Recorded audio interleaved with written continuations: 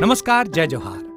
क्या आप भी गवर्नमेंट एग्जाम्स की तैयारी करना चाहते हैं? क्या आप भी मेमोरी टेक्निक्स और ट्रिक्स के जरिए बहुत ही कम समय में स्मार्ट स्टडी करना चाहते हैं? क्या आप चाहते हैं कि सीजी व्यापम टॉपर आपको पढ़ाए? तो डाउनलोड करिए योगेंद्र साहू क्लासेस ऐप। यहाँ 10 से अधिक गवर्नमेंट एग्जाम्स क्रैक करने वाले और सीजी व्यापम टॉप करने वाले योगेंद्र सर सीजीपीएससी और सीजी व्यापम के अंतर्गत होने वाले सभी एग्जाम्स की तैयारी कराएं। तो डाउनलोड करिए Yogendra Sahu classes app to be the best, learn from the best.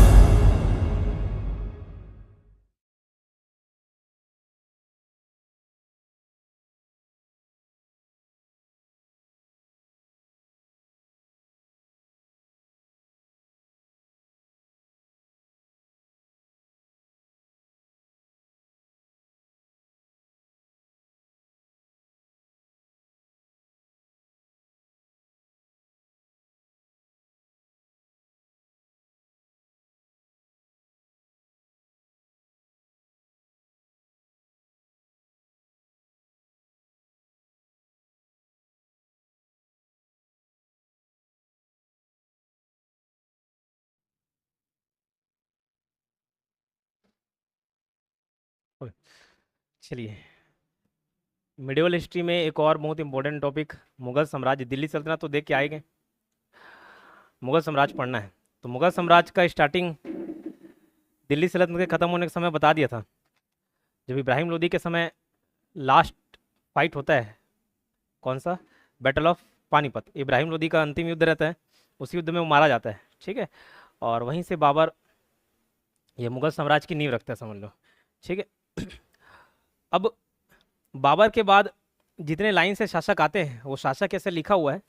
ठीक है, इसको कुछ इस तरीके से आप याद कर सकते हो। भाजी सब्जी फॉर माँ साहब, जैसे माँ साहब बोलते नहीं, माँ को डिनोट करें माँ साहब, उसके लिए क्या बना रहे, भाजी सब्जी। ठीक है, सब्जी भाजी नहीं बना रहे, क्या बना रहे, भाजी सब्जी। ठीक है, भाजी BHAGI, भाभी, भाभी बोलता हूँ, भाजी। ठीक है, B से बाबर, H से हुमायूं, A से अकबर। बाबर, हुमायूं, अकबर, इतना ही जानते रहते हैं बचपन में जब सोशल स्टडीज़ पढ़ते थे 9-10 में, बाबर, हुमायूं, अकबर। इसके बाद कभी जानना जहांगीर, जिसको सलीम के नाम से भी जानते हो आप, टीवी सीरियल में दिखाता है तो सलीम नाम रहता है ना।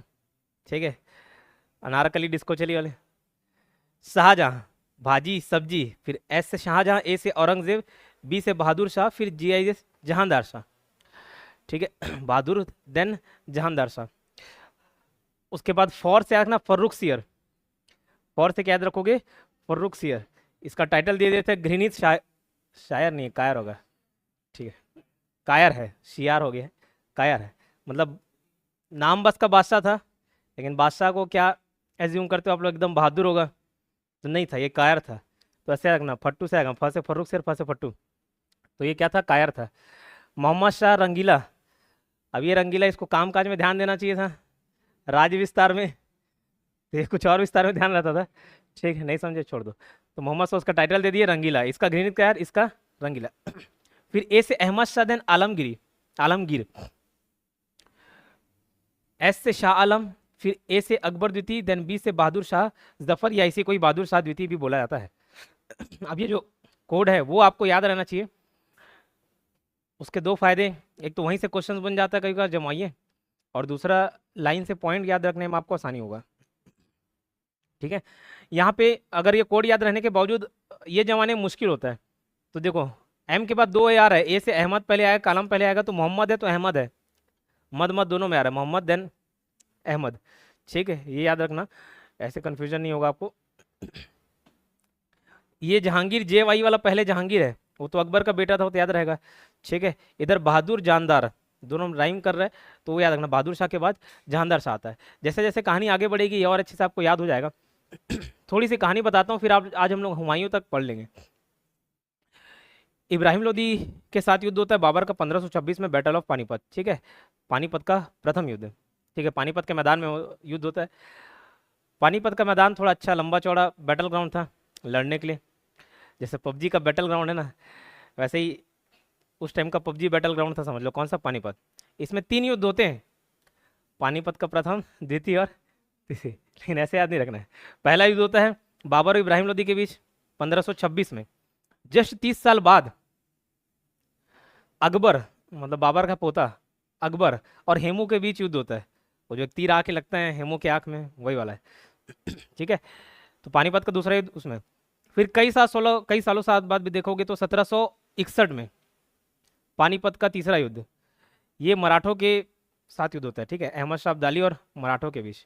अभी मूवी आया था, ठीक है, नहीं देखे होगे, पठान देखे हो? वो देख लिए। ठीक, तो 3 बैटल होते हैं जिसमें पहला पानीपत का युद्ध आपको याद रखना है, बाबर और इब्राहिम लोदी का। बाबर लाइन से फिर 4 युद्ध लड़ता है। पानीपत का पहला युद्ध 1526, देन 27 में खानवा का युद्ध, किसके विरुद्ध? राणा सांगा। ये सब दिल्ली सल्तनत वाले टॉपिक में बता चुका हूँ, फिर रिवाइज करा रहा हूँ, फिर से पृष्ठभूमि तैयार कर रहे हैं। राणा सांगा के युद्ध खानवा, क्योंकि मालूम था कि अगर राणा सांगा टिके रहेगा तो मैं इधर शांतिपूर्वक तो राज नहीं कर पाऊंगा। ठीक है, तो खानवा के युद्ध में उसको हरा देता है। राणा सांगा उस टाइम बच जाते, लेकिन बाद में फिर से आक्रमण ना करे सर कि किसी द्वारा जहर दिलवा देता उसको। अगले साल राणा सांगा की मृत्यु हो जाती है, वो एक खत्म। फिर मेदिनी राय आते हैं, मेदिनी राय को भी हरा देता है। फिर अफगान की टुकड़ियां आती हैं, बहुत सारे छोटे छोटे सरदार लोग मिल के लड़ते हैं उससे, उनको भी हरा देता है। 1530 में जब उसकी मृत्यु होती है, वहां से फिर गद्दी संभालता है कौन? हुमायूं। तो पहले हिंदुस्तान में ऐसा रीति रिवाज था कि बड़ा बेटे को ही गद्दी मिलते थे, जो बड़ा बेटा रहता तो उसी को ही क्या मिलेगा? गद्दी मिलेगा, राज सिंहासन वही संभालेगा। लेकिन पर्शियन तरफ सभी लोग में बांट देते थे। उधर मालूम था कि यार एक बेटे को दे दोगे तो दूसरा बेटा लड़ाई झगड़ा करेगा, विद्रोह करेगा, मुंह बनाएगा, मुंह फुला के बैठ रहेगा। इससे जगह कि छोटा मोटा थोड़ा बहुत सबको दे दिए, लेकिन लोग राज कर रहे थे कहाँ? हिंदुस्तान में। हिंदुस्तान में ऐसी प्रथा थी नहीं। तो जब बाबर मरने वाला था, मृत्यु शैया पर लेटा हुआ था, तो हुमायूं को बुलाया, सबसे बड़ा बेटा था हुमायूं। ठीक है, हुमायूं को बुलाया और बोला कि देखो मैं जा रहा हूँ इस दुनिया से, जाऊंगा थोड़े दिन बाद, मेरे बाद तुम गद्दी पे बैठना, लेकिन अपने भाई लोग को भी छोटा मोटा प्रदेश दे देना। बोला ठीक है। तो छोटा मोटा नहीं देता, बहुत बड़ा बड़ा प्रदेश दे देता है, बड़ा बड़ा क्षेत्र दे देता है। ठीक, लेकिन फिर भी उसको भाई लोग को उतने में रास नहीं आता। जैसे बंटवारा होता है तो रहता है ना, बड़े भाई को थोड़ा ज़्यादा मिल गया, नहीं नहीं उसको ज़्यादा क्यों मिला? ठीक है, तो बस वैसे ही उसको भी बंटवारा में रास नहीं आता पड़े। उसके जो और भाई लोग रहते हैं उसी के प्रतिद्वंदी रहते हैं, समझ लो। ठीक है, तो हुमायूं जैसा अपने पिता से वादा किया रहता है, सभी में बांट देता है सब समूह, काबुल, कंधार, छोटा छोटा क्षेत्र बांट देता है। ठीक, अब यहाँ से हुमायूं गद्दी पे बैठता है। जैसे ही हुमायूं गद्दी पे बैठता है, उसके आपसी भाई लोग में रंजिश तो चलती रहती है। एक और उसका प्रबल दावेदार रहता है जिसका नाम रहता है शेर शाह सूरी। क्या नाम था? शेर शाह सूरी। लेकिन इसका नाम शेर शाह सूरी नहीं रहता, जो हम लोग नाम सुने होंगे शेर शाह सूरी कभी, उसका नाम रहता है फरीद खां। ये क्या रहता है? एक अफगानी रहता है। ठीक है, अब बाबर 2 बार अफगानी लोग को हरा दिया रहता है, 2 बड़े युद्ध में, एक पानीपत का और लास्ट वाला युद्ध होता है अफगानों के विरुद्ध, ठीक, घाघरा के युद्ध में। तो कहीं ना कहीं शेर शाह सूरी के मन में वो तनाव दिखता है, अफगान लोग को हरा दिए, हमारे जाति बिरादरी वाले लोग को हरा दिए ऐसे। ठीक, तो जब बाबर मरते रहता ना, तो हुमायूं के एक और बात बोलता है कि जो शेर शाह सूरी है ना, इस पे ध्यान बनाए रखना। बोलता है ठीक है, देख लेंगे क्या है शेर शाह सूरी। तो उस टाइम ध्यान नहीं देता। अब बाबर जब तक था शेर शाह सूरी की अच्छी इज्जत करता था, ठीक है, लेकिन हुमायूं उतना खास उसको तवज्जो नहीं देता था। तो यहाँ इज्जत नहीं मिल रहा है बोल के शेर शाह सूरी जो था, पहले क्या नाम से गया ना? फरीद खां। उसका नाम क्या था? फरीद खां नाम था। ठीक है, तो ये फरीद खां नाराज होकर चले जाता है, उसका खेमा छोड़ देता है। किसका? हुमायूं का। जहाँ इज्जत ना मिले वहाँ रुकना ठीक नहीं है। ठीक है, तो ये चीज़ शेर शाह सूरी भी चलता है कि यहाँ कोई इज्जत नहीं, मेरा चले जा। तो ये जाता है, बिहार का एक शासक रहता है बहार खां लोहानी, बिहार का शासक बहार खां लोहानी। ये सब कहानी आगे मिल जाएगा, लिखने की जरूरत नहीं है, अभी स्टोरी आ रहा है तो पहले बता दे रहा हूँ। बिहार का शासक बहार खां, तो बिहार और बहार ऐसे याद रह जाएगा नहीं, बिहार का शासक बहार खां। तो इसकी शरण में चले जाता है ये। और इसकी शरण में क्यों चले जाता है? क्योंकि इनका बॉर्डर टकराते रहता है हुमायूं से, तो हुमायूं का एक समझ लो दुश्मन था, तो उसके पास चले जाता है। तो उसका कद काटी देखता है शेर शाह सूरी का, अच्छा 6-7 फीट का आदमी, हट्टा कट्टा, तो उसको पर्सनल बॉडीगार्ड बना लेता है। किसको? फरीद खां को। ठीक है, अब एक बार इन लोग शिकार करने जाते हैं, कौन? बहार खां लोहानी। तो शेर के साथ सामना है, तो किसका? बहार खां लोहानी का। तो शेर को देखते साथ ही ये सरेंडर कर देता है। ठीक है, तो शेर जैसे ही झपट्टा मारने रहता है इसमें, उसी टाइम जो फरीद खां रहता है अपना तलवार निकालता है और एक ही वार में उस शेर को मार देता है। ठीक है, तब से बोलते रहे तुम तो शेर खां हो। क्या हो? शेर खां। तो फरीद खां से शेर खां हो जाता है, शेर को ही खा दिया, ऐसा हबक दिया। ठीक, शेर खां। तो शेर शाह कैसे हो गया? अभी लोग खान और शाह में क्या ऐसा डिफरेंस है पता नहीं। खान से अच्छा उपाधि शाह होता था। सारे बादशाह लोग पहले नाम में खान था ना तो शाह धारण कर लेते थे उपाधि गद्दी पर। जब ये गद्दी में बैठा तो शेर शाह कर लिया था नाम। ठीक है, तो फरीद खान से शेर खां हो गया, बाद में शेर शाह हो गया। ठीक, समझ आया। तो इसका वफादारी जीत लेता है किसका, बहार खां लोहानी का। बोला ठीक है यार, ये जान बचा लिया। ठीक, तो अब हुमायूं और इसके बीच टकराव होते रहता है, किसके बीच, हुमायूं और शेर शाह के बीच। अब हुमायूं का एक और अपने भाई के अलावा एक और प्रतिद्वंदी रहता है गुजरात में, बहादुर शाह। इधर वाला बहादुर शाह नहीं है, वो गुजरात में एक शासक रहता है बहादुर शाह। ठीक है, तो हुमायूं बैठा इधर दिल्ली में, इधर आ गया शेर शाह जहाँ की इनकी अभी बॉर्डर टकराएगा। ये जाता है गुजरात विजय करने के लिए, तो गुजरात तो जीत जाता है, बहादुर शाह भाग के मांडू किले में चल देता है। इधर और नीचे एक मांडू किला। ठीक है, लेकिन जैसे ही ये इधर जाता है, जो शेर शाह रहता है उसको समय मिल जाता है। ठीक है, अपनी पूरी सेना लेके इधर निकले रहता है। तो ये क्या कर लेता है, आगरा कब्जे करने का प्रयास करता है। कब्जा नहीं कर पाता, लेकिन बहुत सारा धन दौलत लूट के आ जाता है वो। ठीक, अब इस वजह से हुमायूं और जो शेर शाह था और उनमें दूरियां बढ़ गई समझ लो। ठीक है, और दुश्मनी बढ़ गई। अब युद्ध निश्चित रहता है। अब शेर शाह सूरी को मालूम था कि भैया हुमायूं पूरा सेना लेके इधर आएगा, अब उसके लिए जरूरत रहेगी सेना और धन दौलत। तो क्या करता है, बंगाल तरफ आक्रमण करके बहुत सारा वहां से संपत्ति लेके आता है। कौन, शेर शाह सूरी। हुमायूं को मालूम था कि शेर शाह सूरी अगर टिके रहेगा तो मैं यहाँ शासन नहीं कर पाऊंगा। जैसे बाबर को मालूम था कि भैया राणा सांगा रहेगा तो नहीं युद्ध जीत पाऊंगा या शासन नहीं कर पाऊंगा, वैसे ही हुमायूं को लगता रहता है कि शेर शाह जब तक रहेगा तब तक मैं नहीं रह पाऊंगा चैन सुकून से। तो क्या करता है, शेर शाह को मारने चले जाता है। ठीक है, तो गंगा नदी पार करके एक चौसा नाम का जगह रहता है, वहाँ पे इन लोगों का आमना सामना रहता है। चौसा तो अभी वर्तमान में बिहार में। ठीक है, बिहार में। तो चौसा 1539 में ये लड़ने जाता है, खुद जाता है ना हुमायूं। ठीक है, मालूम था कि भैया और ये थोड़े दिन रुके तो सैनिक सहायता और धन इकट्ठा करते रहेगा, इससे पहले अभी आक्रमण कर देता हूँ।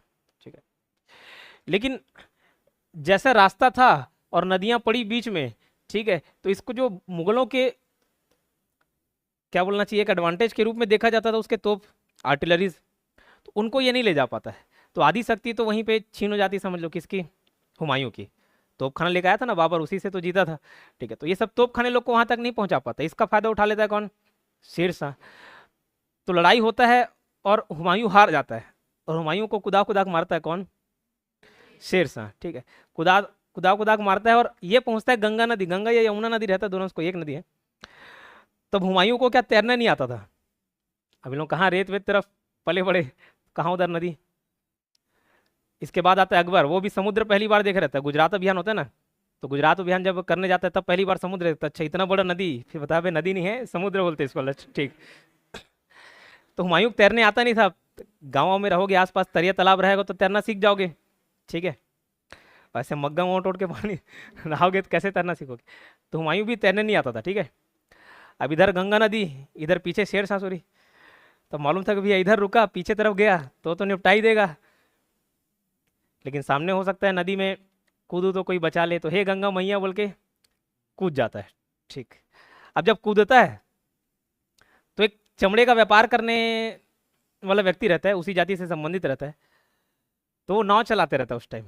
ठीक है, तो देखता है एक आदमी डूब रहा है, तो उसको उठाता है।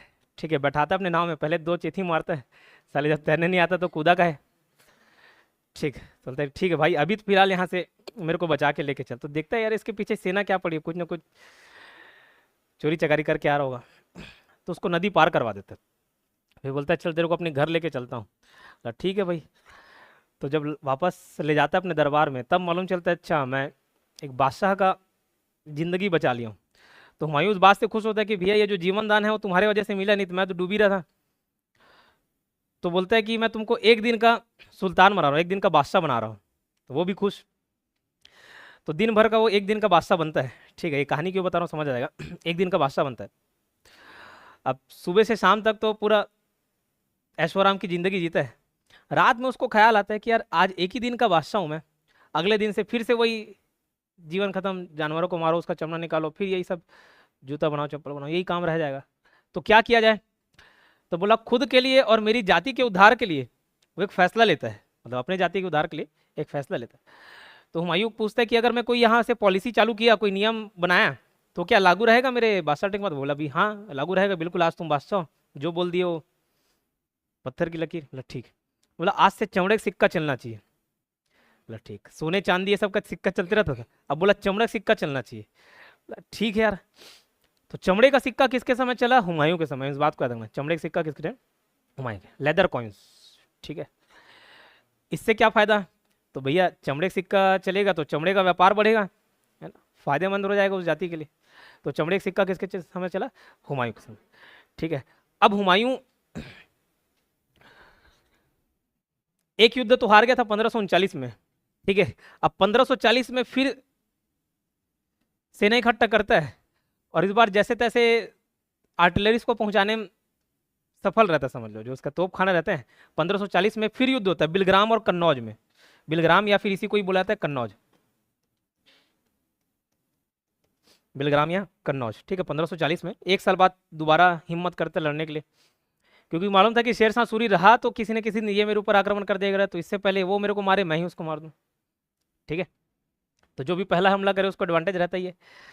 तो 1540 में दोबारा इन लोगों का आमना सामना होता है। कहाँ पे? बिलग्राम, इसी को बुलाता है कन्नौज। ये यूपी में पड़ेगा, चौसा बिहार में। खैर कौन सा जगह कहाँ पे है नहीं पूछता, लेकिन कुछ लोग जिज्ञासावश पूछ देते सर चौसा कहाँ, बिलग्राम कहाँ। तो चौसा बिहार तरफ और ये यूपी तरफ। अब वहाँ फिर से लड़ाई होती है। अब यहाँ पे अब तोप खाना सब लेके चले जाता है, लेकिन इस बार फिर हार जाता है। ठीक है, अब इस बार हारता है। अब इसको मालूम था कि अब मैं लाहौर और दिल्ली में रुका तो नहीं बचूंगा। शेरशाह सूरी, अब इस बार मैं 2 बार तो मैं चले गया, अब इस बार कौन आएगा? शेरशाह सूरी आएगा। तो इस बार बचने का कोई चांस नहीं। तो ये सब चीज़ सरेंडर करके कि नहीं यार मेरे बस की बात नहीं है, यहाँ सब चीज़ सरेंडर करके कहाँ चले जाता है? सिंध चले जाता है। ठीक है, किधर? सिंध, मतलब पाकिस्तान अफगानिस्तान तरफ चले जाता है। काबुल कंधार अपने भाई को दे रहता है, एक उसका भाई रहता है कमरान। तो जब बंटवारा किए रहते हैं ना, तो बहुत सारा क्षेत्र में भाइयों को बांटा रहता है, तो उसके भाई कोई भी हेल्प नहीं करता। ऊपर से कई लोग कभी शेरशाह सूरी का साथ दे दिए, कभी बहादुर शाह का साथ दे दिए, लेकिन बाबर को वादा किए रहता है, इस कारण सबको छोड़ देता था कई बार। छोड़ा तो उधर से किसी से कोई सहायता नहीं मिलती, सिंध तरफ भग जाता है, रेतीले इलाके में घुमक्कड़ जैसे जीवन व्यतीत करता है, टोटल 15 साल। ठीक है, 15 साल तक बाहर रहता है। लेकिन जाने से पहले वो गुरु अंगद से मिलता है।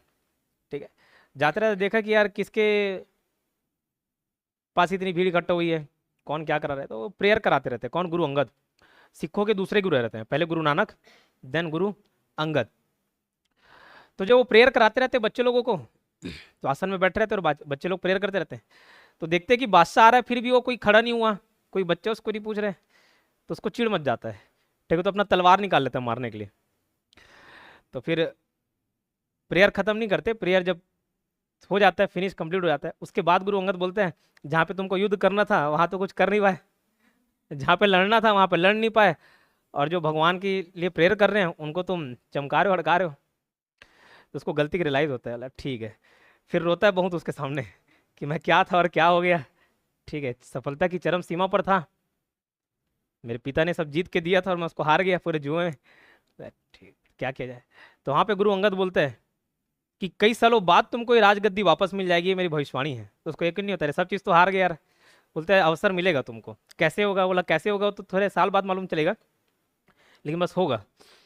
ठीक, तो अब ये आश्वासन लेके चले जाता है सिंध में, उसको कोई उम्मीद नहीं रहता। अब इधर कौन जीता बताया? शेरशाह सूरी, है ना। तो कई सालों तक तो वो राज करते रहता है, 13-14 साल तक राज करता है। लेकिन शेरशाह की जैसी मृत्यु होती है तो उसके बच्चे लोग आपस में लड़ने भिड़ने चालू कर देते हैं और खुद को कमजोर कर लेते हैं। तो अफगान सत्ता जो इधर स्थापित हुई थी भारत में, वो कमजोर पड़ने लग जाती है। अब शेरशाह सूरी कैसे मर जाता है उसकी अलग कहानी है, तो हुमायूं से ब्रेक करके शेरशाह सूरी में चलता हूँ। कालिंजर का एक किला रहता है जिसका शासक रहता है कीरत सिंह। कालिंजर का से कीरत। तो उस किले को अभेद्य किला बोला जाता था, कि मतलब कोई उसको भेद नहीं पाएगा, ऐसा किले बनाया था। तो शेरशाह सूरी का वो सपना रहता है कि भैया मैं उसको कब्जा करूं, किसको? कालिंजर के किले को। मरने से पहले उसका सपना रहता है कि इसको मेरे को छीनना है। ठीक है, तो लोग सब तरफ से घेराबंदी कर लिए रहते, कई दिन तक निकलते नहीं है। मैंने बताया पहले जमाने में सिर्फ ऐसा नहीं कि आक्रमण कर दिए तभी जीतेंगे, अगर कोई किले में छुप के बैठ गया है तो क्या चढ़ना मुश्किल रहता है। तो क्या कर दिए, सब तरफ से घेर लिए, जो सामग्री है, राशन सामान है, उस पर रोक लगा देते थे। कितने दिन का स्टोर करके रखेंगे? 5 महीना 6 महीना, उससे बाद फिर सरेंडर करना पड़ जाता है। लेकिन देखिए 5 महीने हो गया, 6 महीने हो गया, साल भर हो गया, कौन सा ऐसा सुरंग भी है जहाँ सामान पहुंच जा रहा है। तो फाइनली डिसाइड करते हैं कि नहीं अब आक्रमण किया जाए। आक्रमण करता है तो ये भी एक तोप चलाता है। ठीक है, हुक्का नाम का एक तोप रहता है। हुक्का नाम का तोप रहता है, सब तोप वोप का नाम भी रखे रहते हैं, हथियार का नाम रखते नहीं। जैसे नागिन, एक पद्मावती वाला मूवी देखे होगे, पद्मा नहीं, तानाजी वाला मूवी देखे होगे, तो उसमें सैफ अली खान नागिन लेके जाते हैं, तो वैसे ही उसका नाम रहता है हुक्का। ठीक है, तो हुक्का नाम का आग्नेयास्त्र चला रहता है, मतलब वही तोप। ठीक, तो तोप का गोला जैसे ही निकलता है, कालिंजर के किले से टकराते हैं उसके दीवार से, और उसी के पास वापस आ जाता है। ठीक है, मतलब देखता है कैसे फटा नहीं। ठीक है, तो जब देखने जाता है तब फट जाता है, पड़ता तो नहीं पड़ता, इतना उसका दीवार मजबूत रहता है, उसी पास वापस कैच आ जाता है, तो फट जाता है। तो भैया अब तीसरा उड़ जाता है, किसका? शेर ससुरी। फिर भी जिंदा रहता है, बच जा रहता है। तो सारे के सारे उसके जो पर्सनल बॉडीगार्ड रहते हैं उसको लेके जाते हैं, मरहम पट्टी चलते रहता है। बोला मेरा मरहम पट्टी बाद में, मेरे को चाहिए कालिंजर, उसको जीत के दो। बोला ठीक है। तो शाम होते होते जीत तो जरूर जाते हैं, लेकिन वापस आके देखते हैं तो शेर ससुरी मर जाता है उस टाइम। ठीक है, अब जैसे ही मरता है तो उसके बच्चे लोग आपस में गद्दी के लिए लड़ाई झगड़ा करने चले जाते हैं, तो कमजोर हो जाता है। ये बात हो बीते कितना हो गया, 15 साल। ठीक, 15 साल में कहानी आती है, शेर शाह सूरी मर जाता है, उसके बहुत सारे बच्चे रहते हैं, जिसमें लास्ट में सिकंदर सूरी बाकी बच्चे लोग को हरा देता है, मतलब बाकी अपने भाइयों को हरा देता है, सिकंदर सूरी अदीब रहता है। ये बात पहुंचती है किसके कानों में? हुमायूं के, कि यार सिकंदर सूरी, शेर शाह सूरी मर गया है और उसके बच्चे आपस में लड़ रहे हैं। तो सिंध में रहता है और उसी तरफ वो शादी भी कर लेता है, और अलग अलग राजाओं के दरबार में पनाह लेता है। किसी को मालूम नहीं रहता कि कौन है, अब बताता भी नहीं है। पहले के ज़माने में देखे थोड़ी कि हाँ हुमायूं नाम सुने रहे होंगे, लेकिन चेहरे से कोई नहीं जानता कि अच्छा। ठीक है, तो एक दो जगह हीरो बनने के लिए बताया कि मैं बादशाहों में भारत का, अच्छा वही मार खा के आया था साला, हाँ। तो बताता नहीं है किसी को, लेकिन वहाँ छोटे मोटे ना लड़ाइयों में वो पार्टिसिपेट करते रहता है, स्थानीय राजा लोग के। बोला कि ठीक है यार, गलती बताता है, आपसी एक रंजिश रहती है, लड़ाई झगड़ा होते रहता है, तो एक राजा का वो सहायता करता है। वो बोलता है कि देखो तुम्हारे पास सैन्य बल तो है, लेकिन बुद्धि बल नहीं है, तुम्हारे सेनापति कोई काम के नहीं है। बोला अच्छा, तुमको बहुत दिमाग है। बोलते हैं कि मेरे को एक बार लीडरशिप का मौका दो, अगर मैं जीत गया तो मेरे को सेना का एक टुकड़ी दे देना। बोला ठीक है। तो कई सारे युद्ध वो जीत के दे देता है उस स्थानीय राजा को।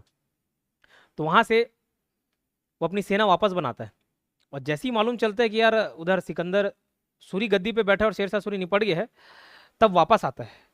ठीक, तो पंजाब में एक जगह रहता है मच्छीवाड़ा। ठीक है, कौन? मच्छीवाड़ा।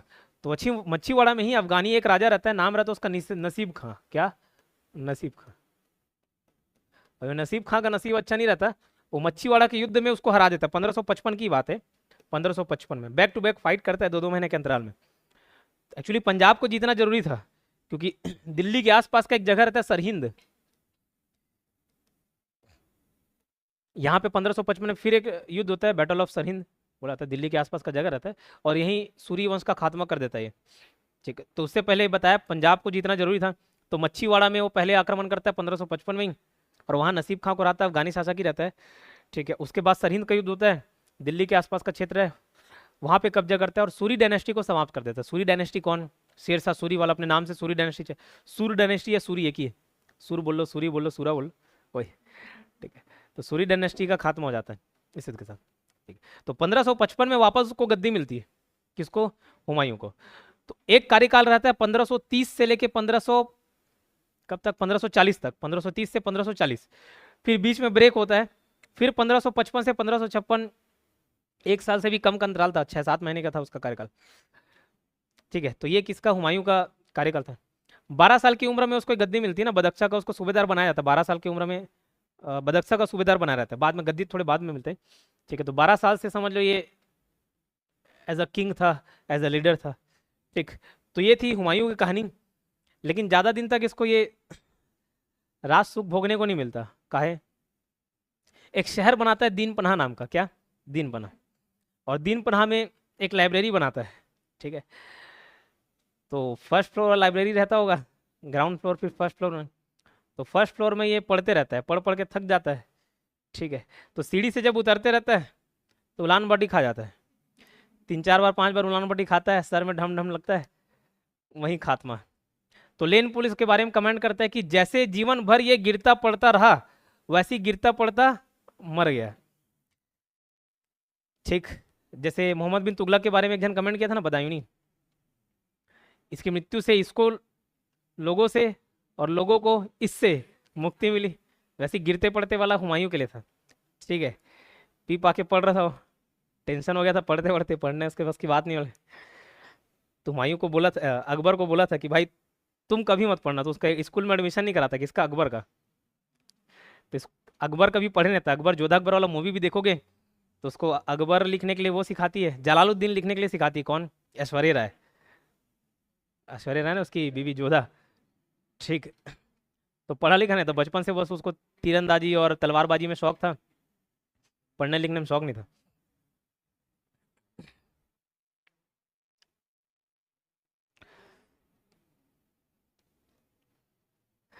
ठीक है, तो ये हुमायूं की कहानी समझ आई। अब जैसे ही हुमायूं मरता है, अकबर को तो गद्दी मिल जा रहा था 1556 में। उसकी उम्र बहुत कम रहती है, 13 साल की उम्र रहती है 1556 में, ठीक है। तो 13 साल में लगभग बच्चे ही थे, समझ लो, क्या उसको सूझबूझ रहेगा। तो जो सरहिंद का युद्ध रहता है ना, सरहिंद का युद्ध वो कौन जीता रहता है, बैरम खां। हुमायूं का एक सेनापति रहता है बैरम खां, ठीक है, बैरम खां।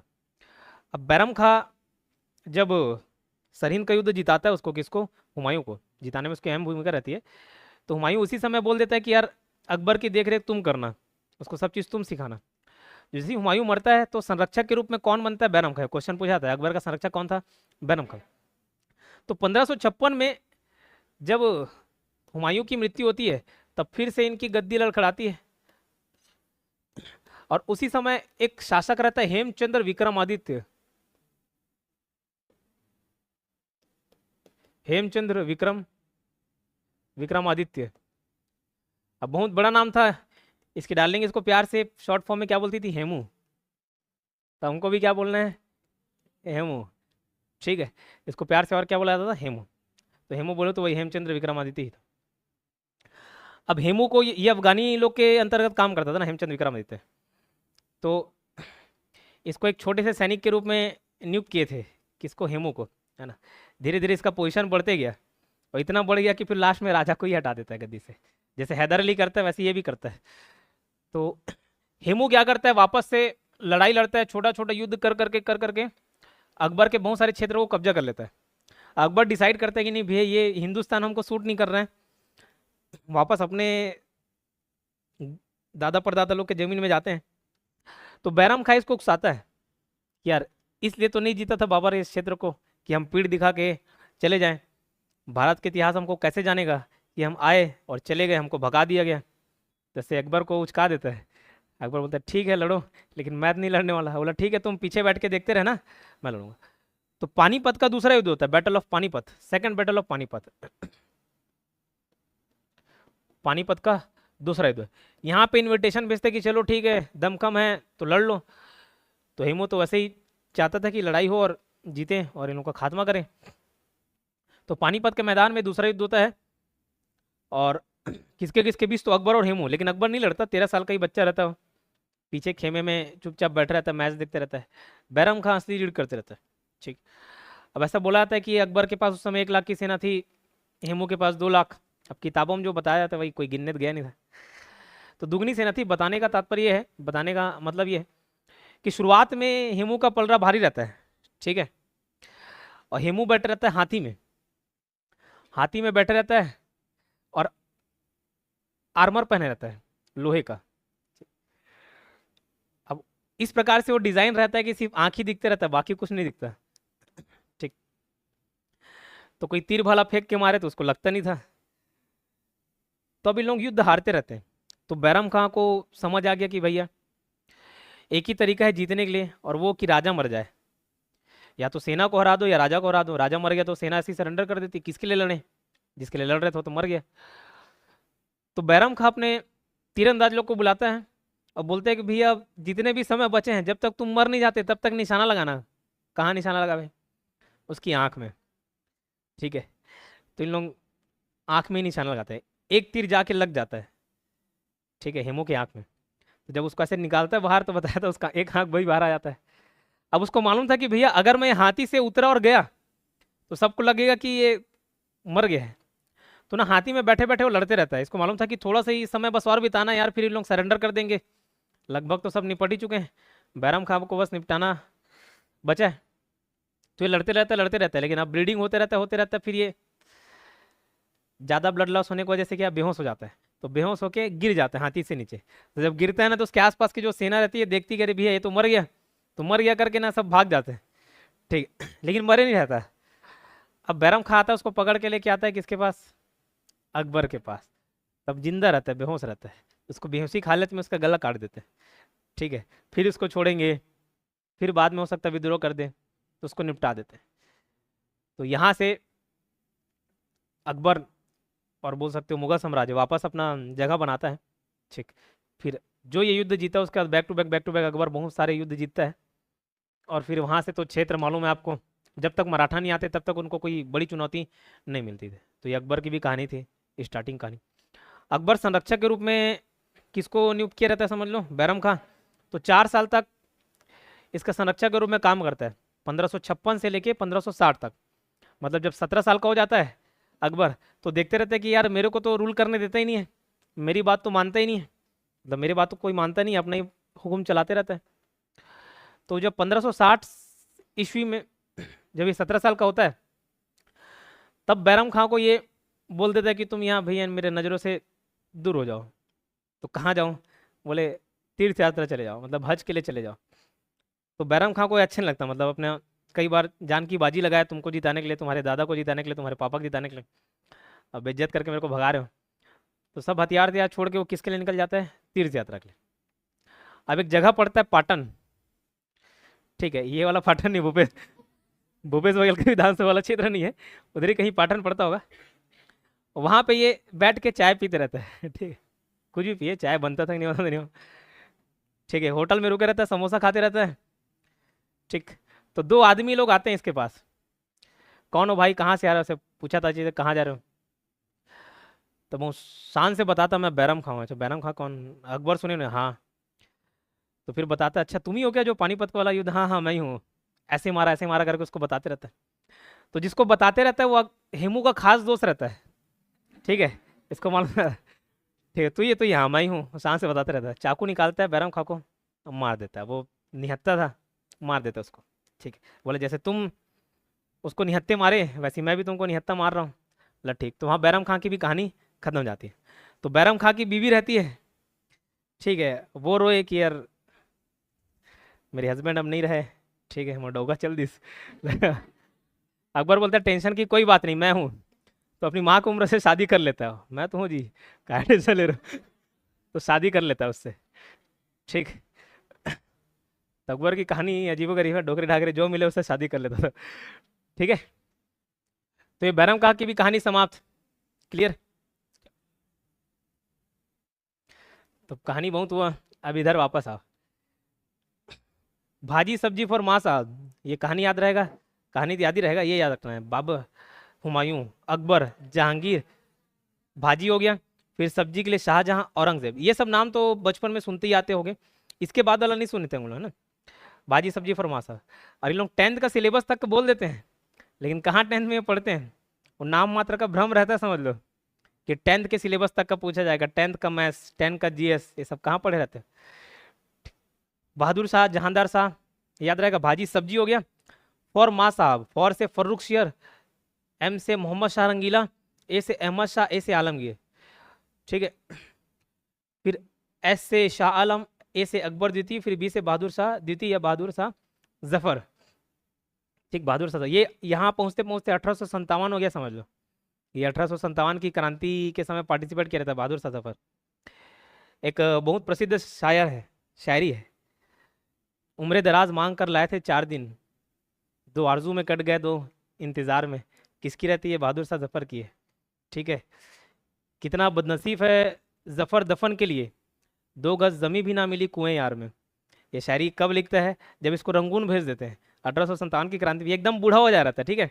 और इस टाइम के बादशाह नाम मात्र के बादशाह रहते हैं, ठीक है। भैया बहुत साल से तुमको भारतीय की जो जनता है तुम्ही को देख रही है as a raja, as a king, तो तुम ही शासन करते रहो, लेकिन इन लोग लाल किले तक ही सीमित रहते हैं, ठीक है। लेकिन जब 1857 की क्रांति होती है, इसको बाकी लोग उचका देते हैं, अभी भी जान है, अभी भी जान है, भले बूढ़े हो गए तो क्या, शेर बूढ़ा हो जाए फिर भी शिकार करने, ऐसा बोल के उचका देते हैं उसको। हाँ ठीक है, मैं तुमका तुम्हारा बादशाह बनूंगा, मैं तुम्हारा लीडरशिप करूँगा, ठीक। अब बाद में जब अंग्रेज चढ़ाई करते हैं, तो हुमायूं का जो मकबरा रहता है ना, वहाँ पे छुपे रहता है, ठीक। तो उस टाइम तो उचका देते हैं, जोश जोश में भी हाँ लड़ लेंगे, बाद में छिपा फिरते रहे। तो इसी का दोस्त के गद्दारी की वजह से पकड़ा जाता है। अब पकड़ा जाता है, इसको मारते नहीं है।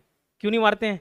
बूढ़ा हो गया था, ठीक है, अब कितना ही लड़ लेगा, लेकिन मार देंगे तो हो सकता है और विद्रोह हो जाए। एक विद्रोह तो हो ही गया था 1857 में, तो अंग्रेज और रिस्क नहीं ले सकते थे। लेकिन क्या करते, इसके 4 बेटे जो रहते, 4 बेटे को मार देते, इसको नहीं मारते। बेटे को मारे तो जनता उतना विद्रोह नहीं करेगी। अब मालूम था भैया 5वां आएगा नहीं, बूढ़ा हो गया, ठीक है, इसको रंगून भेज देते हैं, ठीक है, कि वहीं जाके मर जाओ ये सब। तो वहाँ मर जाता, तो वहीं शायरी लिखता है, ये अच्छा शायर था, उसका शायरी सुनना। क्लियर, तो ये घर में जाके याद कर लेना, ठीक। बाबर, बाबर के पिता उमर शेख मिर्जा फरगना नामक छोटे राज्य के शासक थे, ठीक, फरगना नाम का साम्राज्य था, वहाँ के शासक थे। बाबर ने बादशाह की उपाधि धारण की, जिसे अब तक किसी तैमूर शासक ने धारण नहीं की थी। ये जो तैमूर साम्राज्य भी थे ना, तैमूर के ही वंशज थे इन लोग, ठीक है, तिमूर या तैमूर, अंग्रेजी में TIMUR। अब वो यही वाला तैमूर लंग वाला तैमूर था कि कौन सा तैमूर था पता नहीं, इनके ऊपर जब एंसेस्टर में जाओगे ना तो नाम मिलता है। बाबर के 4 पुत्र थे, हुमायूं, कामरान, अस्करी और हिंदाल। ओरिजिनल वाले जो 4 थे, ठीक है, हुमायूं, कमरान, अस्करी, हिंदाल, ठीक, हुमायूं, कमरान, अस्करी, हिंदाल। बाबर ने भारत में 5 बार आक्रमण किया था, इससे पहले भी आया था, ठीक है। बाबर का भारत के विरुद्ध किया गया प्रथम अभियान 1519 ईस्वी में यूसुफ जाई जाति के विरुद्ध था। इसका नाम को याद रखना, यूसुफ जाई जाति, ठीक, ये और आगे आएगा अकबर के समय। तो अकबर बीरबल की बहुत सारी कहानी सुने होंगे आप लोग, फेमस प्रसिद्ध, देखो आएंगे तो 3-4 कहानी जो जरूरी है उसको सुनाएंगे आपको। तो वो जो बीरबल रहता है उसकी मृत्यु इसी विद्रोह को दबाने में हो जाती है, ठीक है, किसके युद्ध में, यूसुफ जाई जाति लोग विरुद्ध विद्रोह कर देते हैं ना, उसी में उसकी मृत्यु होती है। तो याद रखना, यूसुफ जाई जाति के विरुद्ध पहला आक्रमण था 1519 में। पानीपत के प्रथम युद्ध में बाबर ने पहली बार तुलुगमा युद्ध पद्धति और तोपखाने का प्रयोग किया था। अच्छी बात, ये पूरे कहानी में बता चुका हूँ ये युद्ध, तो इसको स्किप कर रहा हूँ। बाबर अपनी उदारता के लिए किस नाम से जाना जाता था, कलंदर। खानवा के युद्ध में बाबर ने राणा सांगा के खिलाफ जिहाद का नारा दिया, बताया था गाजी की उपाधि पानीपत वाले में नहीं, खानवा वाले में धारण किया था। जिहाद का नारा पानीपत वाले में नहीं, खानवा के में, ठीक। तो राणा सांगा के खिलाफ जिहाद का नारा दिया और युद्ध में विजय के बाद गाजी की उपाधि धारण की। बाबर ने अपनी आत्मकथा बाबरनामा, जो कि तुर्की में है, इसकी रचना की, जिसका अनुवाद बाद में फारसी भाषा में अब्दुल रहीम खान खाना ने किया। अब्दुल रहीम खान खाना ये अकबर के नवरत्न में शामिल था, ठीक है। तो इसकी बाबर की आत्मकथा है बाबरनामा। बहुत सारा नामा दिखेगा आपको, बाबर से बाबरनामा, हुमायूं से हुमायूं नामा, ठीक है। बाबर ने बाबरनामा लिखा, हुमायूं ने नहीं लिखा, ठीक है, उन्होंने लिखा, हाँ। तो बाबर की बेटी थी गुलबदन बेगम, ठीक है, मतलब हुमायूं की बहन, तो इसने लिखा था हुमायूं नामा, ठीक है। फिर आया था अकबर, अकबर ने लिखा होगा क्या, वो भी नहीं लिखा, अकबर नामा फिर उसने। तो बहुत सारे नाम आएंगे, देखेंगे, याद करते चलेंगे। तो बाबर खुद लिखा था ना, आत्मकथा थी, ठीक, तुर्की में था। बाबर को मुबैयान नामक पद्य शैली के जन्मदाता भी माना जाता है। मुबैयान पद्य शैली, अभी किस टाइप का पद्य शैली था नहीं मालूम, देखा तो नहीं हुआ है, लेकिन मुबैयान इसको याद ऐसे रख लेना, क्योंकि इतने सारे फैक्ट्स पढ़ लोगे ना, याद नहीं आता। तो इसे बार बार मोबाइल को चेकने की आदत रहती नहीं हमको, बार बार मोबाइल का चेकिंग, मतलब थोड़ा सा भी गैप मिला ऐसे निकाले और मोबाइल को चेके 30 सेकंड के लिए, ठीक है। तो बार बार मोबाइल को चेकने, तो बार बार से आगना बाबर, मोबाइल से आगना मुबैयान, ठीक है। बाबर प्रसिद्ध नक्शबंदी सूफी ख्वाजा उबदैला अहरार का अनुयायी था, ठीक, मत याद रखना, ठीक। अभी मुश्किल से 2-3 नाम याद हुआ होगा, बाबर, हुमायूं, अकबर, जब वो याद हो जाए। बाबर प्रसिद्ध नक्शबंदी, ये नक्शबंदी क्या है, तो अलग अलग सिलसिला रहता था। जैसे एक सूफी आंदोलन पढ़ोगे ना, उसमें जैसे हमारे यहाँ भक्ति आंदोलन, तो ईश्वर को पाने के अलग अलग मार्ग बताए जाते हैं ना, ज्ञान, कर्म, भक्ति, ऐसे अलग अलग मार्ग। तो वैसे ही समझ लो सूफी वाले लोग भक्ति मार्ग की तरफ इनका रुझान रहता था, ठीक है। तो मुस्लिम लोगों की यही एक शाखा है, समझ लो, सूफी। तो बहुत सारे उसमें और शाखा में देखने को मिलेंगे, नक्शबंदी, चिश्ती, बहुत सारे। बाबर के बाद कौन आता है, हुमायूं। 1530 से 1556 लिखा हुआ है, लेकिन 2 भागों में विभाजित है, 1530 से 40, देन 55 से 56। गद्दी पर बैठने से पहले हुमायूं बदख्शा का सूबेदार था। ये 12 साल की उम्र में ही इसको बदख्शा का सूबेदार बना देते हैं, ठीक है। उस छोटी सी उम्र में ये युद्ध लड़ने में चले जाता है। अपने पिता के निर्देशन में हुमायूं ने अपने राज्य को बंटवारा अपने भाइयों में कर दिया था। 4 भाइयों को सबको बांट दिया था, लेकिन भाई इसके भाई नहीं रहे, ठीक। कमरान को दिया काबुल और कंधार, हिंदाल को दिया अलवर और मेवाड़, अस्करी को दिया संभल वाला क्षेत्र, और सुलेमान मिर्जा इसका चचेरा भाई था, ठीक है। तो सब जब बंटवारा हो रहा था तो वो भी आ गया, मोहला कुछ ले, ठीक, मेरे ही जगह रख ले, ऐसा बोल के बदख्शां, जहाँ का सूबेदार था ना सुलेमान मिर्जा, जो अपना चचेरा भाई था, उसको क्या दे दिया, बदख्शां प्रदेश। तो सब बंटवारा करने के बावजूद इसके भाई लोग साथ नहीं दिए। अब इसको याद रखना, ठीक है, कैसे याद रखोगे, कौन कौन सा क्षेत्र दिया। तो काबुल और कंधार को कमरान, तो देखो अलवर मेवाड़ तो ये हिंदुस्तान वाला क्षेत्र हो गया, और काबुल कंधार पाकिस्तान वाला अफगानिस्तान वाला क्षेत्र हो गया, अफगानिस्तान का।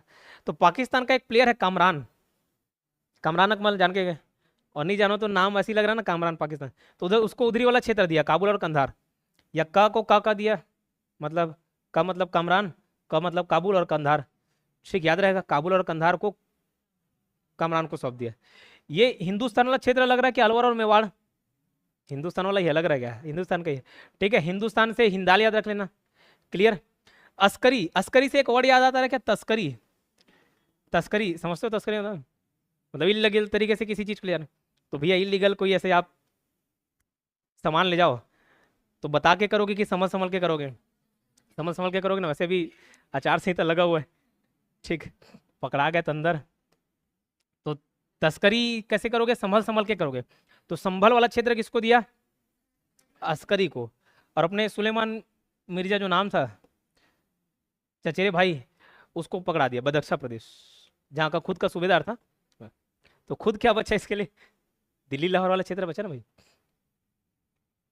हुमायूं द्वारा लड़े गए 4 युद्ध थे, देवरा, चौसा, बिलग्राम, ठीक है। देवरा किसके खिलाफ लड़ा याद नहीं आ रहा, देवरा 1531 में लड़ा, ठीक है। एक बार ये क्वेश्चन पूछा जा चुका है, क्रमानुसार जमाना था, ठीक, तो उसको याद रखना, क्रमानुसार जमाना है। तो देवरा पहले लड़ा 1531 में, चौसा 1539, बिलग्राम 1540, देन सरहिंद का युद्ध। अब हमेशा मेरे को चौसा और बिलग्राम में ना कंफ्यूजन होता था, तो उसको ऐसे याद कर लिया, पहले बी आता फिर सी आता है नहीं, लेकिन इस बार सी है फिर बाद में बी है, कंफ्यूजन दूर करने के लिए। क्योंकि दोनों किसके खिलाफ लड़ा, शेरशाह सूरी, याद है कि नहीं, अभी कहानी बताया, इसी युद्ध के बाद तो भागे रहता है, नदी में कूदे रहता है, ठीक है। तो चौसा 1539, ठीक है, सी पहले आएगा देन बी बाद में आएगा, बिलग्राम। बिलग्राम अगर नहीं लिखे रहा, कन्नौज लिखे रहा तो भी एक ही है। फिर सरहिंद का युद्ध होता है किसके विरुद्ध, सिकंदर सूरी, ये कौन रहता है, उसका बेटा, किसका, हाँ शेरशाह सूरी का, ठीक। सरहिंद के पहले अगर बीच में घुसाड़ दे मच्छीवाड़ा के युद्ध को, ठीक है, वो मच्छीवाड़ा वो साउथ इंडिया वाला नहीं है, ये पंजाब वाला है, ठीक। मछलीपट्टनम, मच्छीपट्टनम ऐसे ना हो जाता जगह, क्लियर है। तो ये युद्ध याद रहेंगे। चौसा का युद्ध शेर खां एवं हुमायूं के बीच हुआ, शेर खां विजय हुआ था, शेरशाह की पदवी धारण किया। युद्ध जब जीता ना तो मैं बोला कि अब मैं खान नहीं रह गया, अब क्या हो गया, शाह हो गया, शाह नहीं शाह। तो बिलग्राम या कन्नौज का युद्ध 1540 शेर खां एवं हुमायूं के बीच हुआ। इस युद्ध में भी हुमायूं पराजित हुआ, ये बता दिया था, फिर भगी जाता है, ठीक है। मीर बाबा दोस्त उर्फ मीर अली अकबर जामी की पुत्री हमीदा बानो बेगम से हुमायूं का विवाह। उसके ससुर का नाम मत याद रखो, ना याद रखे तो ही बेहतर है। मीर बाबा दोस्त, ठीक है, इसी की बेटी, यही उसको पनाह दिया था, ठीक है, लेकिन उस दोस्त के साथ ये धोखाधड़ी कर दिया, ठीक है। क्या हो गया, क्या कर दिया बोलते, गद्दारी, हाँ गद्दारी करो बोला। तो जो डायलॉग था गद्दारी करो वाला, ये इसी ने बोला, ठीक है। उसकी बेटी रहती हमीदा बानो बेगम, लेकिन ये अपनी आत्मकथा, मतलब इसकी जो बायोग्राफी है ना, उसमें बताया गया है कि कितना तकलीफ से गुजरा। 8 महीने की प्रेग्नेंट रहती है कौन, हमीदा बानो बेगम, ठीक है। तो बोलते हैं कि मैं अकेले कितने किलोमीटर दूर इसको चलाया, जब कठिन समय में गुजरते रहते ना।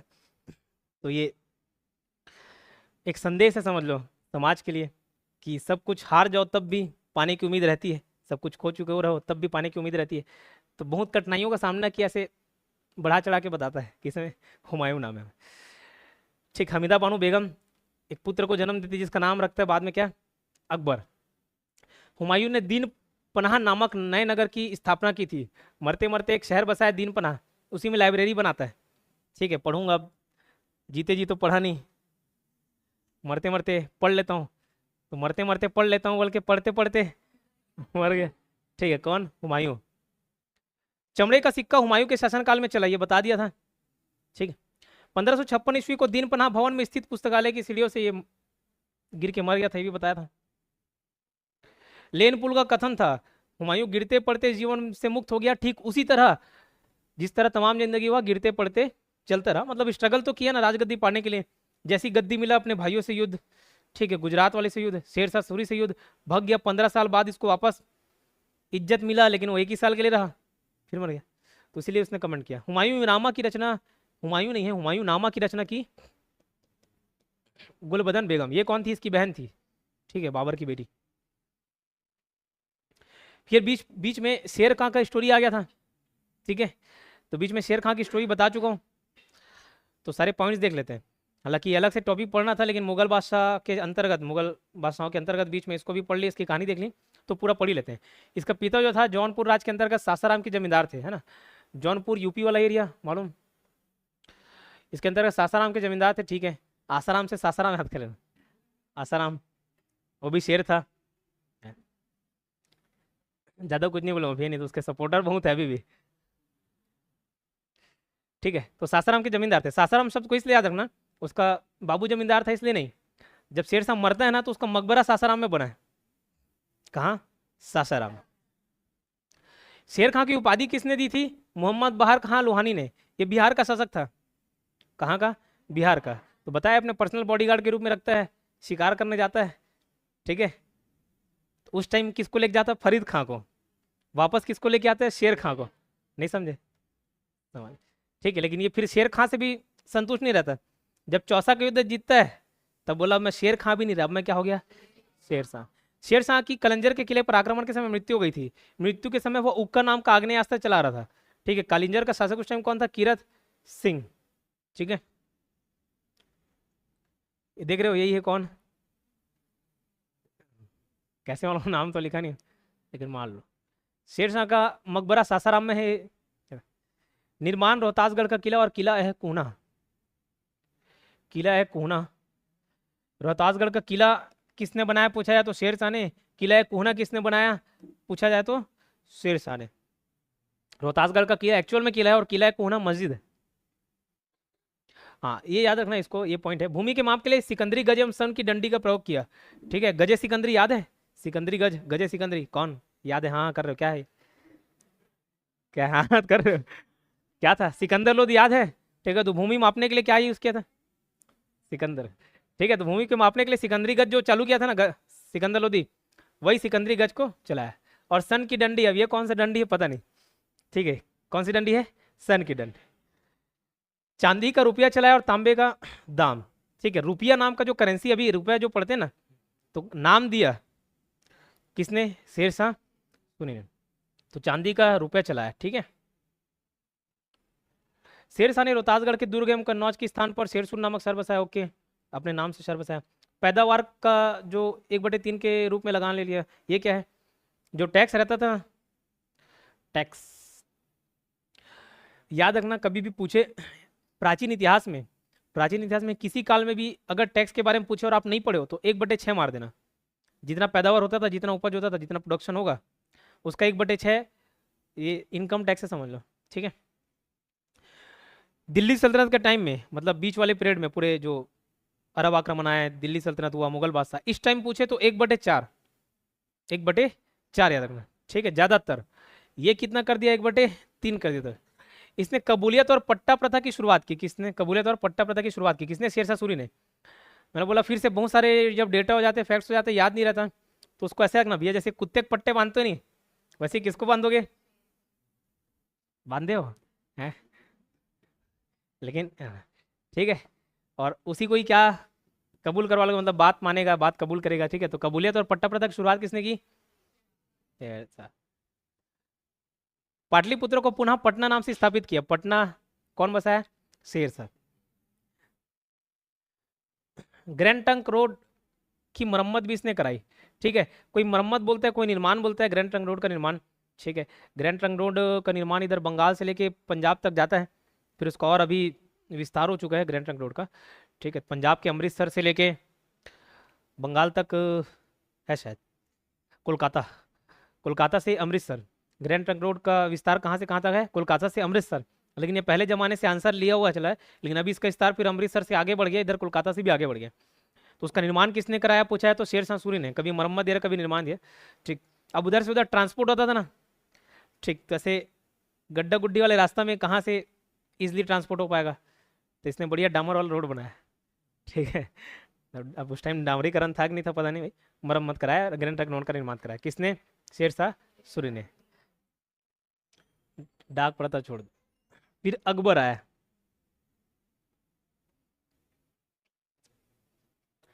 चलो स्टार्ट कर देते हैं अकबर वाला, जितना कहानी बताया उसी बस फैक्ट्स को देख लेते हैं। अकबर का नाम क्या था? जलालुद्दीन मोहम्मद बादशाही गाजी अकबर।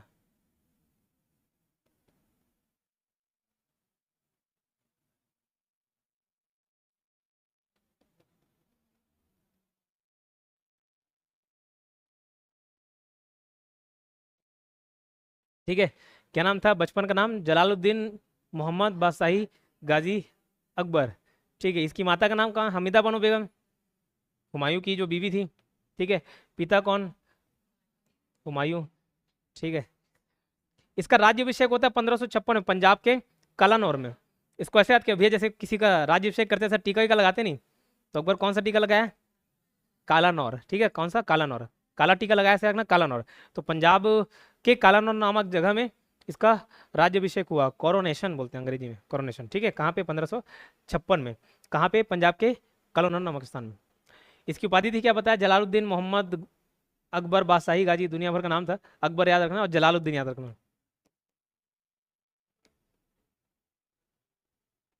बैरम खां 1556 से 1560 तक अकबर का संरक्षण था। उसे प्यार से वो खानी बाबा बोलता था। ठीक है, 1561 को मक्का की तीर्थ यात्रा के दौरान पाटन नामक स्थान पर मुबारक खां नाम के युवक ने उसको मुबारकबाद दे दी। ठीक है, किसने? मुबारक खां। बताया था क्यों मार दिया? उसका दोस्त था, किसका? हेमू का। ठीक है,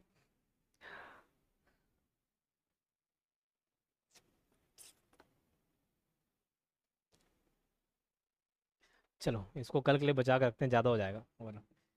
ठीक है, कि बताऊं आगे?